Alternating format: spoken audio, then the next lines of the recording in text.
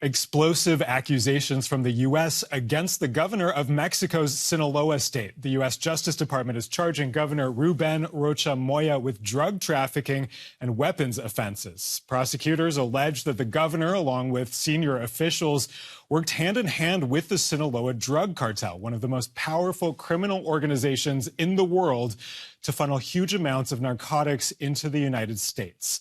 The governor denies the allegations. Ruben Rocha Moya is calling the charges against him an attack on Mexico's ruling party and its leaders. In a post on X, he called the move part of a perverse strategy to violate the constitutional order of Mexico. Journalist Javier Garza Ramos joins me for more on this from Torreon in northern Mexico. Good to have you with us, Javier. Hi, David. Thank you. So what exactly are the U.S. Justice Department's allegations against Governor Rocha Moya? So basically, the U.S. Department of Justice is saying that Rocha Moya and 9 of his former officials in the government of Sinaloa and also police commanders under his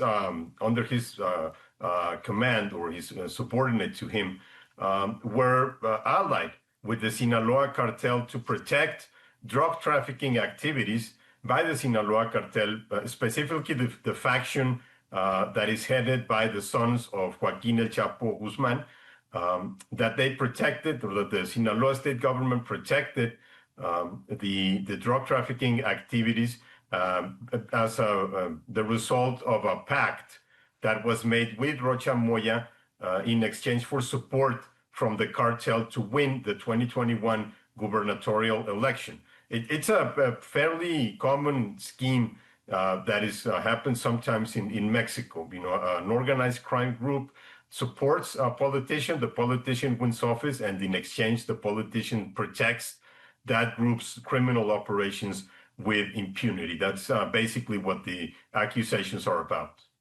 The Trump administration has made a crackdown on illegal drug trafficking part of its big platform.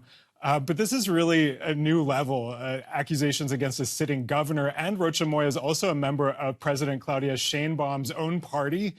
Any response from the president so far? Not yet from the president directly. I suspect that she's going to have to touch on this on his press conference on Thursday morning, his daily press conference. So far, the only reaction from the Mexican government has been that the foreign ministry has received the extradition request and is reviewing it. That communique, that statement also added something that was a bit telling. It says no evidence was presented, which is a little bit weird because it is not necessary to present evidence in an extradition request. It sort of follows the line that President Sheinbaum and others in Morena have parroted every time there are accusations that someone from Morena is colluded with organized crime, especially when the accusations are coming from the United States. The president has said, well, they need to present the evidence, you know, they need to prove it. In this case, it was a bit telling because in an extradition request, there is not a requirement to present the evidence right away. The United States and Mexico extradition treaty provides for the possibility that the detaining party can arrest a person provisionally for up to 60 days while the requesting country gathers and presents all of the evidence, you know, so it would not be unusual. It's just that, of course, this is a huge political blow to the president and to Morena. It was not entirely unexpected. There have been reports that the United States government has been requesting privately to President Sheinbaum the arrest of several people connected to Morena that were suspect of ties with organized crime. And Rocha Moya was always at the top of that list because we have to remember something, David, that happened in August of 2024 when Ismael El Mayo Zambada, one of the leaders of the Sinaloa Cartel, was kidnapped in Sinaloa by one of the sons of El Chapo Guzmán, his former business partner, and then delivered to U.S. authorities in Texas. After that, El Mayo Zambada wrote a letter saying that he had been kidnapped and that the pretext that was used by the son of El Chapo Guzman to lure Zambada into a meeting was saying that there was going to be a meeting when Zambada was asked to mediate in a political dispute between Governor Rocha Moya and another political figure that was assassinated that same day. But El Mayo said that he had been summoned to a meeting with the governor, basically saying, there is a political relationship with Rocha Moya that goes way back. So there's these ongoing rumors, allegations against Rocha Moya. Sheinbaum has, as I understand it, defended the governor in the past when it was rumors about him in Mexico. Now these are accusations coming from the U.S. This has to be a tricky situation for President Sheinbaum to be in. Yeah, because those defenses that you mentioned that Sheinbaum has made, and also former President López Obrador, they were from the allegations by El Mayo Zambada, but basically that was a drug trafficker saying that he was going to meet with a politician. These are completely different. This is the United States government saying that, and that is why it is a huge political blow, because President Sheinbaum has been very pressured to cooperate with the United States, pressured by the Trump administration to cooperate with the United States. And she has found several ways to take that pressure off, to appease the U.S. government. For example, we saw last year when Sheinbaum basically surrendered to the United States dozens of criminals that were in Mexican jails and that were subject to extradition requests by the United States. The Mexican government basically put them on planes and surrender them to the United States without any kind of trial or process, something. But Javier, does she? What choices does she have now with the accusations against and an indictment against a governor? Can she choose to not send him? That is the question, because it has to be the Mexican government that has to arrest Rocha Moya for an extradition proceeding. The great big question is whether the Mexican government is going to do that. If Sheinbaum refuses, then the United States would have more elements or more, let's say, fodder to say that the Mexican government is colluded with the drug cartels. That the Mexican government is protecting a figure that is being accused of association with the drug cartel. So it is a very difficult place for the president to be in, because if she refuses to detain Rocha Moya, then she risks an onslaught from the United States, and more accusations, and pretty much strain the diplomatic relations that are pretty tense as they are right now. And Mexico's foreign ministry has actually complained about the handling of this case, saying that it should have not been announced publicly. It should have been kept confidential. How damaging is this case for relations between Mexico and the United States at this point? I think that it will be damaging insofar as how the Mexican government reacts. I think the reaction from the Mexican foreign ministry saying that this case should have been handled confidential is baseless, because the Department of Justice is following the procedure that has been followed in every other prosecution. There is a grand jury. The whole process had been confidential during the time that the prosecutors were presenting the evidence to the grand jury. It's made public as it is supposed to make public when the conclusions of the grand jury are presented to the judge, which is basically what happened today. That's when it has to be announced. There is a little bit of hypocrisy there, because, for example, when Genaro Garcia Luna, who was the Minister of Public Safety in the government of Felipe Calderón from 2006 to 2012, when he was arrested in the United States and brought to trial and eventually found guilty, Morena, former President López Obrador and Morena figures were basically delighted that that was going on, and they were delighted that the U.S. was prosecuting Garcia Luna, because they said that there was evidence of the collusion of other past governments with drug traffickers. The procedure that was followed with Rocha Moya is exactly the same procedure that was followed with Garcia Luna. So it's, they really can't explain why it should be done publicly in one instance, but privately or confidentially in another instance. So, I think that is really a baseless response that is only designed to try to cover, provide some political cover. But, this is really not going to help because eventually the Mexican government is going to have to respond to this. And Javier, I have to repeat that Rocha Moya has denied the charges. He says they're politically motivated. Do most Mexicans see it that way, or do you think that they see these claims as credible? I think it depends on the political affiliation. If you were to ask Morena sympathizers, they would probably say that this is a vengeance from the United States, that they don't like Morena or that they don't like Sheinbaum and that they are taking revenge. If you ask someone who sympathizes with the opposition, they're probably going to ask, what took them so long?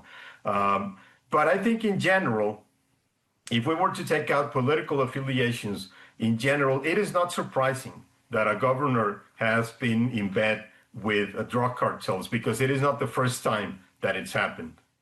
Javier Garza Ramos, thanks so much for your reporting. Thank you, David.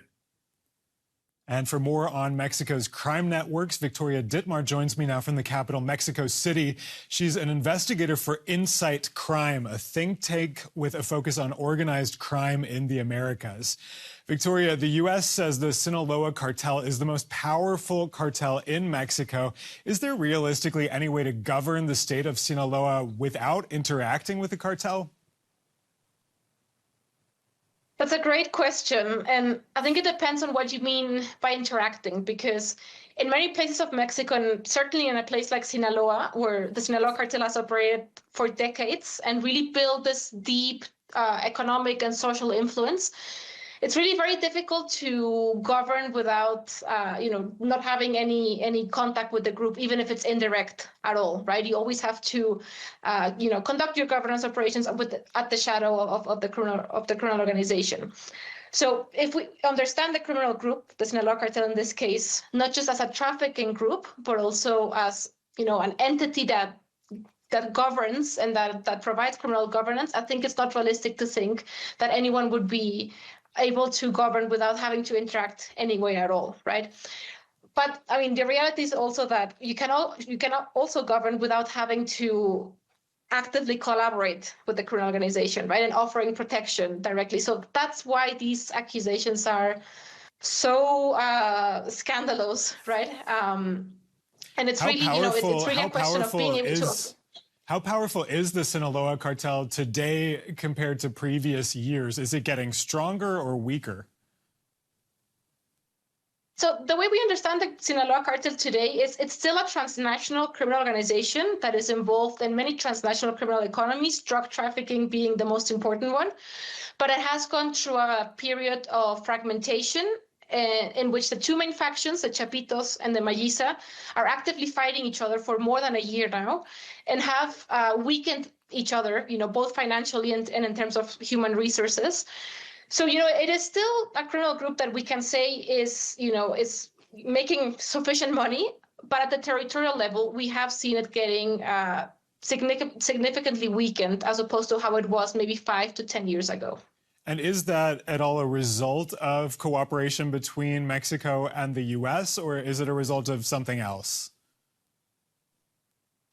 It's mostly a result of its own internal conflict, which was sparked by Ismael Zambada del Mayo being handed over to U.S. authorities. So to some extent, you do have this argument of there is law enforcement activity that is contributing to this weakening. And obviously, of course, since the conflict started, we have seen arrests going up, drug seizures going up, lab busts going up, etc. So it's a combination of both. And of course, we already have various members of the Sinaloa Cartel collaborating or cooperating with U.S. authorities because they have judicial cases going on over there.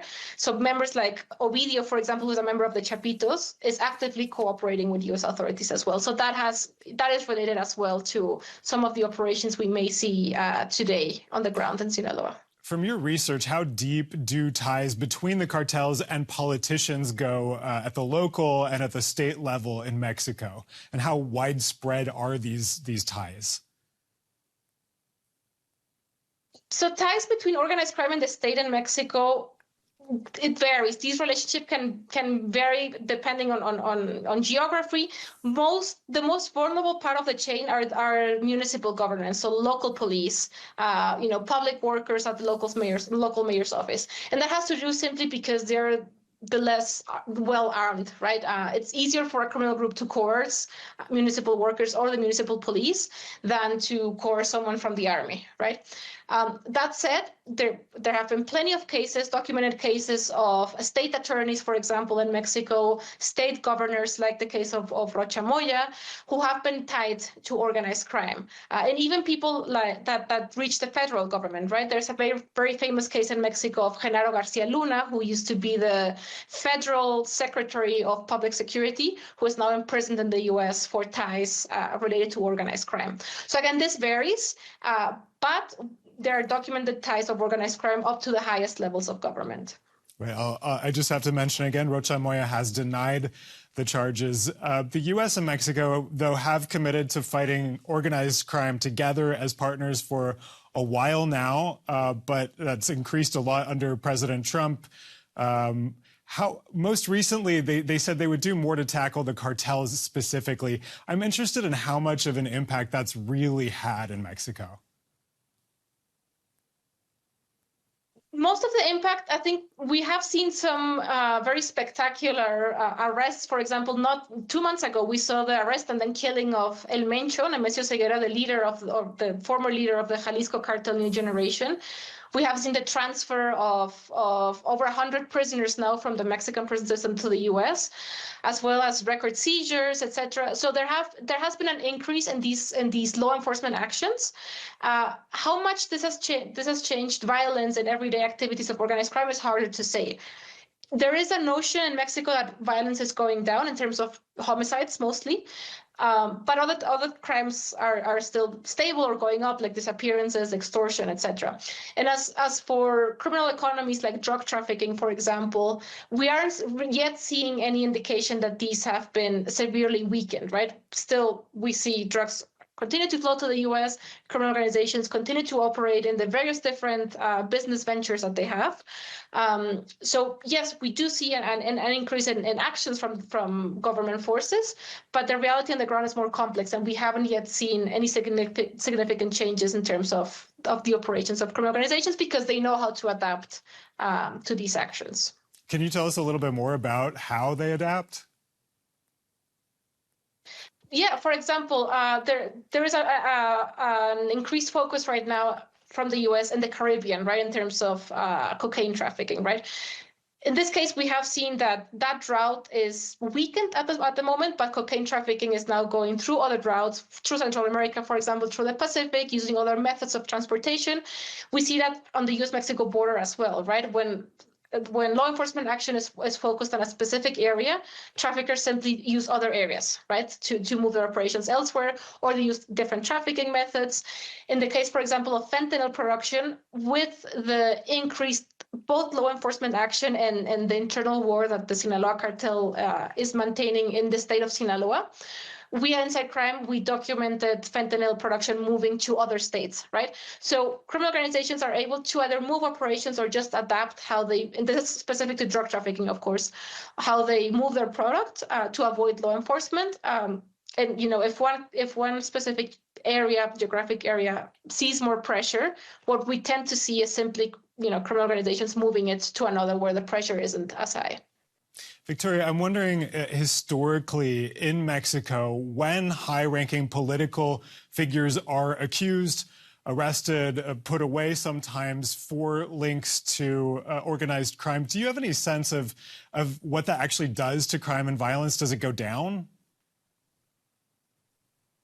Not necessarily. We have specific cases of high-ranking figures who have been processed either in Mexico or who are now in jail in the United States.